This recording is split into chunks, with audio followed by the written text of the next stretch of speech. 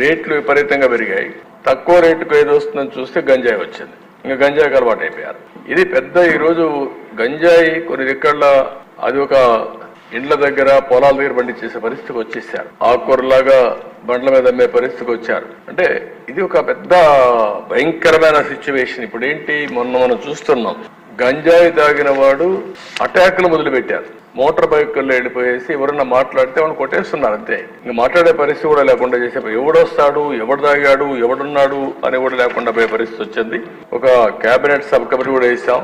మన వెనుకొండలో జరిగింది కూడా అదే జరిగిందని మన మిత్రులతో చెప్పే పరిస్థితి వచ్చారు. ఒకటి రెండు కాదు దేశం. ఇప్పుడు ఏమైందంటే ఇదంతా కూడా అన్మేనేజబుల్ అయిపోయింది, ఇర్రిపేరబుల్ అయింది, అన్మేనేజబుల్ అయింది. మన మర్యాద చెప్పే వినే పరిస్థితులు లేరు.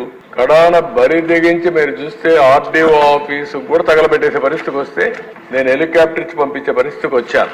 ఇక్కడే జంగారెడ్డిగూడెంలో ఆ రోజు ఇల్సిట్ గా సారాగాంచి ఇవన్నీ చేస్తే 21 మంది చనిపోయారు. పార్టీ పరంగా పోయి ఆ రోజు మనం డబ్బులు కూడా పే చేసే పరిస్థితికి వచ్చాం.